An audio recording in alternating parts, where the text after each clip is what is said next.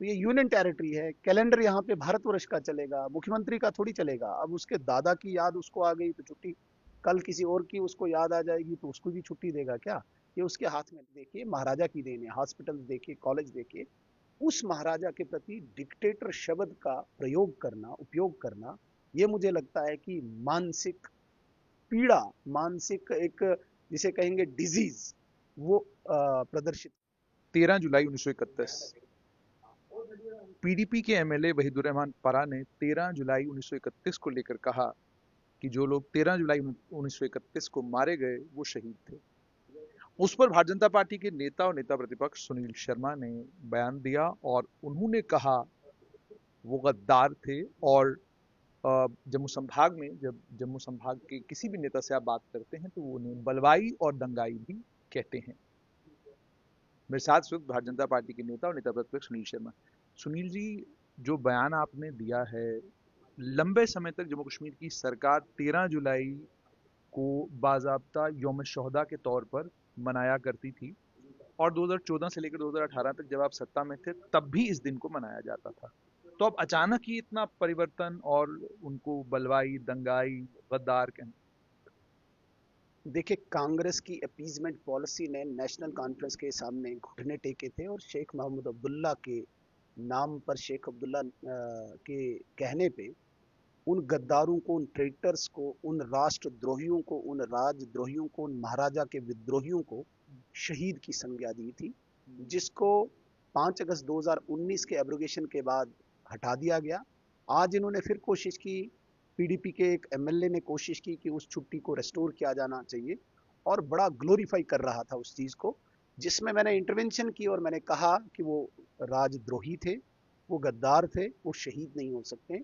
शहीद भगत सिंह हो सकते हैं, शहीद राजगुरु हो सकता है, सुखदेव हो सकता है, मकबूल शेरवानी हो सकता है, ब्रिगेडियर राजेंद्र सिंह हो सकता है, मेजर सोमनाथ शर्मा हो सकता है। वो गद्दार कभी शहीद नहीं कहला सकते, जिन्होंने 13 जुलाई 1931 में कश्मीरी पंडित हिंदुओं का पहले नरसंहार किया, दुकानें जलाई, आग लगाई, घर जलाए, और उसके बाद बगावत की। पुलिस फोर्स ने उस वक्त एक्शन किया और वो मारे गए।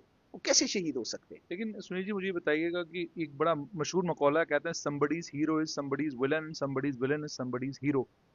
अगर दो संभागों के बीच की हम बात करें तो एक संभाग में जिन्हें आप बलवाई कह रहे हैं दूसरा संभाग उनको शहीद कहता है। और 5 साल तक जब आप खुद सत्ता में थे तब आपको नहीं लगा कि उसको कैटेगोरिक और क्लियर टर्म्स में लोगों को तब बताया जाता, because you are part of the government at that time, you could have said. बात संभागों की नहीं है, भारत एक इकाई है, भारत अभिन्न है, और पूरे भारत में एक ही बात चलेगी। चाहे मुझे कोई पसंद आए, अभी कल किसी को कोई पाकिस्तान का कोई हीरो पसंद आएगा, वो छुट्टी मनाएगा यहाँ पे क्या?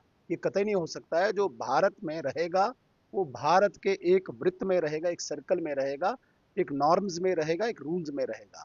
अब किसी संभाग के कुछ लोगों को ये पसंद आ गए कि नहीं, अब इस प्रकार की हरकत करनी है, तो वो एक्सेप्टेबल नहीं होगी। जहां तक आपने हमारे छुट्टी की बात कही, तो आप ये भी कहें कि हटाया भी हमने ही। उस वक्त तो हम अलायंस में थे। जब हमें इंडिपेंडेंट इख्तियार मिला, मौका मिला, अवसर मिला, तो हमने कर दिया। मुझे ये बताइएगा कि 5 दिसंबर की छुट्टी को रिस्टोर करने की बात हो रही है और कहीं पर ये भी सुनने को मिल रहा है कि मुख्यमंत्री खुद भी गंभीरता के साथ इस मामले को। जुनेद जी, जुनेद जी, यूनियन टेरिटरी में कैलेंडर जो होता है वो भारत सरकार का होता है। यूनियन टेरिटरी में किसी भी असेंबली को इख्तियार नहीं है कोई हॉलिडे घोषित करने का। तो ये यूनियन टेरिटरी है। कैलेंडर यहाँ पे भारतवर्ष का चलेगा, मुख्यमंत्री का थोड़ी चलेगा। अब उसके दादा की याद उसको आ गई तो छुट्टी, कल किसी और की उसको याद आ जाएगी तो उसको भी छुट्टी देगा क्या? ये उसके हाथ में नहीं है। उप मुख्यमंत्री सुरेंद्र चौधरी के साथ बातचीत हुई है और उन्होंने अपनी बातचीत में महाराजा हरि सिंह को डिक्टेटर कहा है और उन्होंने कहा कि महाराजा जो भी रहे हैं वो डिक्टेटर ही रहे हैं।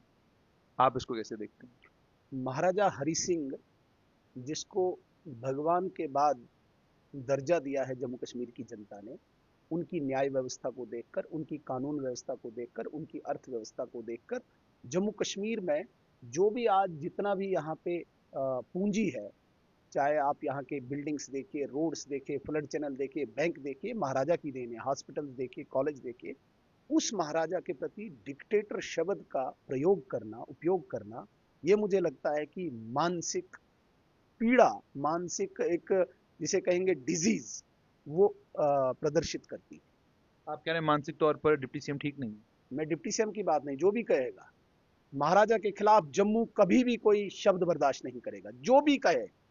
महाराजा जो इस स्टेट का अंतिम रूलर रहा है, जो इस स्टेट का अंतिम महाराजा रहा है, जिसको मैंने कहा कि यहाँ की जनता ने पूजा है, आप नेता प्रतिपक्ष के तौर पर कह रहे हैं कि उप मुख्यमंत्री सुरेंद्र चौधरी का मानसिक संतुलन ठीक नहीं है, इसीलिए जो भी महाराजा के विरुद्ध बोलेगा, ऐसे शब्द का प्रयोग करेगा, उसके प्रति यही शब्द बोले जाएंगे।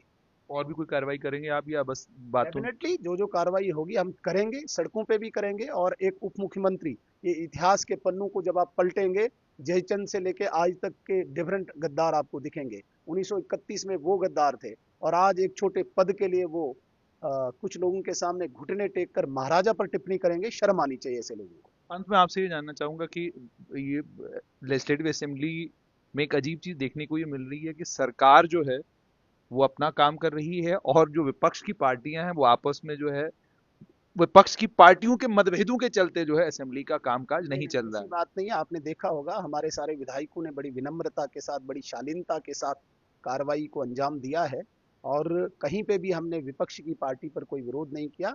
जहां पे रूलिंग पार्टी ने, सत्ता ने भी हामी भरी, क्या उनको विरोध नहीं करना चाहिए था इस प्रकार की एक्ट को? तो जब उन्होंने इसको साथ दिया, तब हमने इसका विरोध किया।